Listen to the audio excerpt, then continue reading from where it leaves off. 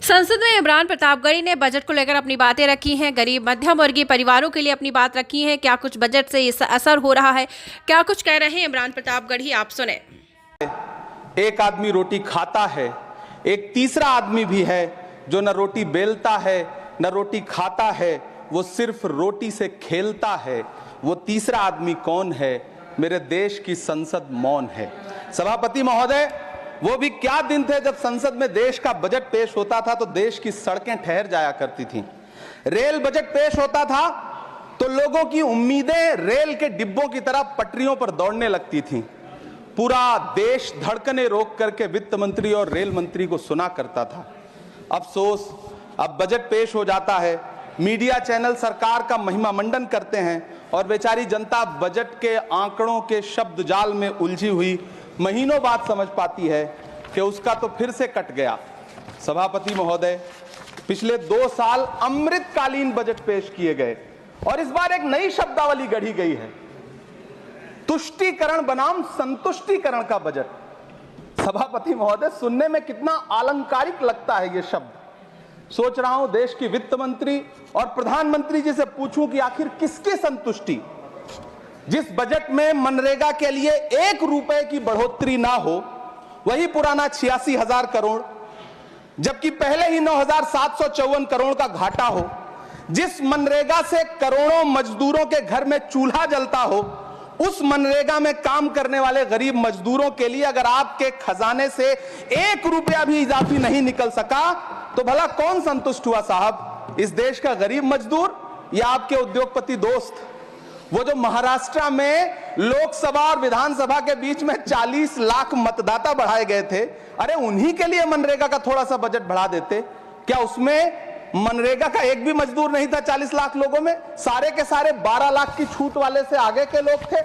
सभापति महोदय, कल जब वित्त मंत्री जी देश की संसद में भाषण दे रही थी तो वहां मुंबई में कोई गरीब इंसान जब अपनी जेब टटोल करके अपनी मोटरसाइकिल में 1 लीटर पेट्रोल भरवा रहा था तो उस पेट्रोल की कीमत थी 103 रुपया प्रति लीटर।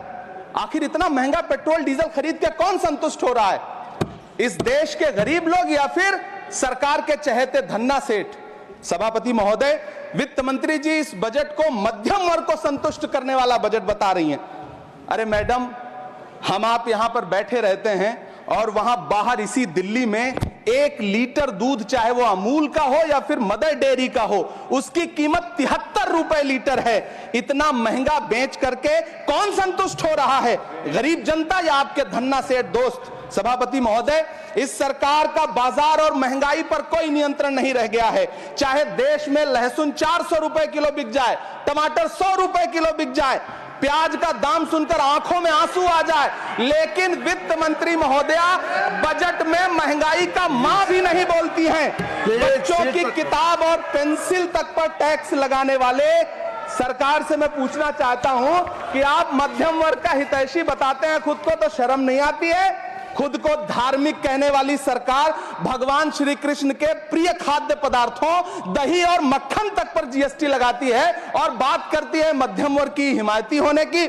जिंदा रहते हुए जनता से हर चीज पर टैक्स वसूलने वाली यह सरकार कम से कम मरने पर तो लोगों को बख्श देती, लेकिन नहीं, वहां भी लूटना है।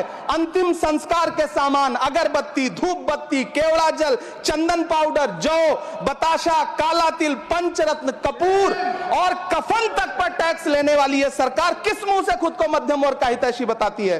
कौन सी संतुष्टि? किसकी संतुष्टि? कदम कदम पर टैक्स देकर लुटने वाली जनता की या फिर जनता से टैक्स वसूल करके धन्ना सेठों का खजाना भरने वाली सरकार की? किसकी संतुष्टि?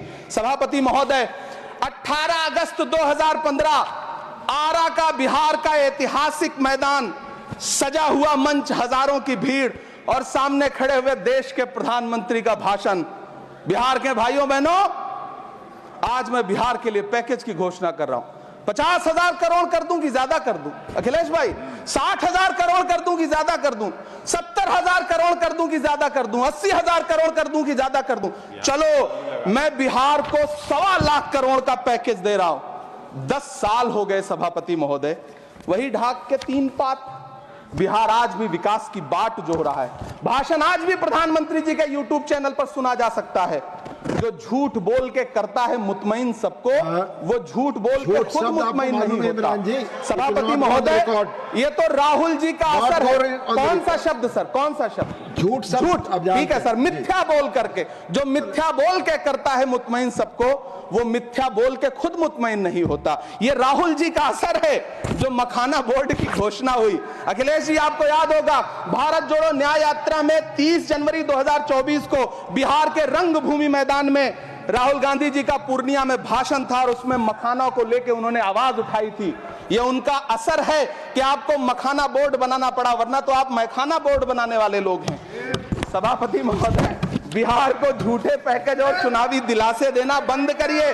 आज भी जब कोसी में बाढ़ आती है तो पूरा सीमांचल बर्बाद हो जाता है। मैंने उस तबाही को अपनी आंखों से देखा है। 2016-17 की बाढ़ में अपने इन्हीं हाथों से राहत सामग्री बांटी है मैंने। अगर सच में बिहार के लिए कुछ करना चाहते हैं तो बिहार को बाढ़ से बचाने का प्रबंध करिए। पूर्णिया एयरपोर्ट 10 साल से बाट जो रहा है, घोषणा 2014 में हुई, बन के आज तक तैयार नहीं हुआ। अलीगढ़ मुस्लिम विश्वविद्यालय का किशनगंज सेंटर बजट के अभाव में दम तोड़ता जा रहा है। मैंने पिछले बजट सत्र में भी आवाज उठाई थी। आज फिर वित्त मंत्री जी से अनुरोध करना चाहता हूं, दामन फैला करके, कि अलीगढ़ मुस्लिम विश्वविद्यालय का किशनगंज सेंटर बन जाने दीजिए। आखिर कौन सी नफरत है? यह मुल्क हमारा भी है। इस मुल्क की मिट्टी में हमारा भी खून पसीना शामिल है। हमसे इतनी भी क्या नफरत? रिश्तों की ये नाजुक डोरें तोड़ी थोड़ी जाती हैं। अपनी आंखें दुखती हो तो फोड़ी थोड़ी जाती हैं। सभापति महोदय, अल्पसंख्यक मंत्रालय का बजट काटकर मौलाना आजाद नेशनल फेलोशिप बंद कर देना, प्री मैट्रिक स्कॉलरशिप बंद कर देना, नई मंजिल योजना बंद करना, धरोहर योजना बंद करना। 2024-25 के बजट में माइनॉरिटी मिनिस्ट्री के लिए 3183 करोड़ रुपए की घोषणा हुई, लेकिन देश को हैरत होगी कि बाद में समीक्षा करके लगभग आधा कर दिया गया, 1868 करोड़ रुपए। मैं तो सरकार से पूछना है कि कौन संतुष्ट हुआ? इस देश का अल्पसंख्यक संतुष्ट हुआ या आप संतुष्ट हुए? किसका संतुष्टिकरण? सभापति महोदय, मैं प्रधानमंत्री जी से कहना चाहता हूं कि आप ही ने 1 मार्च 2018 को किंग अब्दुल्ला को, जॉर्डन के किंग अब्दुल्ला को मेहमान बना करके इसी दिल्ली में एक कॉन्फ्रेंस में कहा था कि मैं मुसलमानों के एक हाथ में कंप्यूटर और दूसरे हाथ में कुरान देना चाहता हूं। कंप्यूटर देने की बात तो छोड़िए, पढ़ाई के लिए जो स्कॉलरशिप मिल रही थी उसको भी छीन लिया आपने। किसको संतुष्ट करने के लिए? हम समझते हैं इस साजिश को। आप माइनॉरिटी मिनिस्ट्री का बजट काटते काटते एक दिन मिनिस्ट्री को ही बंद कर देना चाहते हैं। वो जहर देता तो सबकी नजर में आ जाता, सो ये किया कि हमें वक्त पर दवाएं न दी। सभापति महोदय, मैं तो वित्त मंत्री जी से पूछना चाहता हूं आपके माध्यम से कि शायद आपको पता ही नहीं है कि गृहस्थी चलाने वाली एक गृहिणी की मुश्किलें क्या क्या होती हैं। आपने कभी सोचा भी नहीं होगा कि जब वो किचन में सब्जी बनाने के लिए कढ़ाई में तेल डालती है तो उसके साथ उसके आंसू भी गिरते हैं। सभापति महोदय, शायद उन्हें पता भी ना हो कि एक छोटी सी गाड़ी और एक छोटे से फ्लैट का EMI भरने के बाद इस देश का एक गरीब इंसान जब अपने बच्चों की फीस भरने के बारे में सोचता है तो उसे कितनी खुशियों का गला घोंटना पड़ता है। शायद उनको पता भी नहीं है कि फसल बेच करके बिटिया की शादी का सपना सजाने वाला किसान जब अपनी फसल बर्बाद देखता है तो कितनी रातें सो भी नहीं पाता है। सभापति महोदय, शायद वो कभी इस पीड़ा को समझ ही नहीं पाएंगी कि परिवार के किसी एक सदस्य को कैंसर जैसी बीमारी हो जाए तो घर और जमीनें गिरवी रख उठती हैं लेकिन इलाज नहीं हो पाता। सभापति महोदय, इसी देश की संसद में कभी स्वर्गीय सुषमा स्वराज जी ने कहा था कि जब देश की करेंसी गिरती है तब देश की प्रतिष्ठा गिरती है। एक तरफ कोलंबिया जैसा छोटा सा देश और उसके प्रधानमंत्री गुस्तावो पेत्रो खड़े हैं जो कोलंबिया के नागरिकों को हथकड़ी लगाकर लाने वाले जहाज को अमेरिका बैरंग वापस लौटा दे रहे हैं, और दूसरी तरफ हमारे प्रधानमंत्री जी खड़े हैं जो बेड़ी और हथकड़ी लगा करके लाए गए बेटों के अपमान पर एक शब्द नहीं बोल रहे। सभापति महोदय, मैं इतिहास के पन्ने पलट रहा हूं, मुझे 2 किरदार याद आ रहे हैं। एक तरफ निक्सन के 7वें बेड़े की धमकियों के सामने लोहे की तरह अडिग इंदिरा गांधी खड़ी हैं, तो दूसरी तरफ खुद ही नमस्ते ट्रंप का नारा लगाते हुए प्रधानमंत्री जी खड़े हैं। मेरे कानों में सुषमा स्वराज जी की आवाज गूंज रही है। बहुत कम बोलने वाले डॉक्टर मनमोहन सिंह ने बहुत ज्यादा बोलने वाले प्रधानमंत्री जी को जब देश की बागडोर सौंपी थी तो $1.58 का था, आज 85 से 87 के बीच में झूल रहा है। इन दिनों रुपए की अहमियत गिरती है तो न तो देश की प्रतिष्ठा गिरती है, ना प्रधानमंत्री की गरिमा। जिस देश में 80 करोड़ लोगों को 5 किलो राशन के लिए कतारों में लगना पड़ता हो, उस देश में यह सरकार 12 लाख तक के टैक्स न लेने के लिए अपनी पीठ थपथपा रही है। हुकूमत इस कदर आवाम पर एहसान करती है, ये आंखें छीनती है और चश्मे दान करती है। सभापति महोदय, महाराष्ट्र का भिवंडी हो, मालेगांव हो, इचल करंजी हो, यूपी का बनारस हो, मुआयमा हो, मुबारकपुर हो, रांची का छोटा नागपुर हो, बिहार का भागलपुर हो, हर जगह बुनकरों की उम्मीदें तोड़ रही हैं, लेकिन इस सरकार के पास उनके लिए कुछ भी नहीं है। मुरादाबाद का पीतल उद्योग, कानपुर का चमड़ा उद्योग, सहारनपुर का लकड़ी उद्योग, फिरोजाबाद का चूड़ी उद्योग, अलीगढ़ का ताला उद्योग, सब सरकारी प्लानिंग से तबाह हो रहे हैं। इन तमाम के बीच सरकारी सपोर्ट से बस एक उद्योग फल फूल रहा है, नोएडा का नफरत उद्योग। सभापति महोदय, जिस देश में 40 से 45% मेडिकल फैकल्टी की सीट खाली हो, वहां बजट में 75,000 नए मेडिकल सीट्स का ऐलान हो रहा है। सरकार बहादुर, कम से कम इस देश के पढ़े लिखे युवाओं को तो मूर्ख समझना बंद करिए। वो अब तिजारती पहलू निकाल लेता है।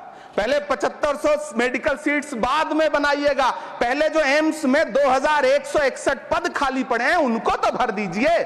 वो अब तिजारती पहलू निकाल लेता है। मैं कुछ कहूं तो तराजू निकाल लेता है। मैं इसलिए भी तेरे फन की कद्र करता हूं तो झूठ बोल के आंसू निकाल लेता है। सभापति महोदय, फिर झूठ आया है, मैं उसे मिथ्या कर दे रहा हूं। शायरी में बार बार आ जाता है, क्या करूं महोदय। काश ये बजट, सभापति महोदय, वो एक शब्द मैं मिथ्या कर दे रहा हूं सर, वो एक शब्द को हटा दीजिए। ध्यान रखें, ऐसे जो भी शब्द होंगे आपके भाषण में सभापति महोदय, काश ये बजट बीपीएससी के पेपर लीक की शिकायत करने वाले नौजवानों पर बरसती हुई पुलिस के लाठियों पे, जख्मों पर मरहम लगा पाता। सभापति महोदय, पिछले 80 दिन से 70 साल का एक बुजुर्ग एमएसपी की लीगल गारंटी मांगता हुआ आमरण अनशन पे बैठा हुआ है। काश ये बजट किसान नेता जगजीत डल्लेवाल की टूटती हुई सांसों की पीड़ा सुन पाता। काश ये बजट प्रतियोगी परीक्षाओं की तैयारी के लिए दिल्ली, कोटा, पटना, अहमदाबाद जैसे शहरों में, इलाहाबाद जैसे शहरों में किताबों के साथ गल रहे युवाओं के सपनों को जिंदगी दे पाता।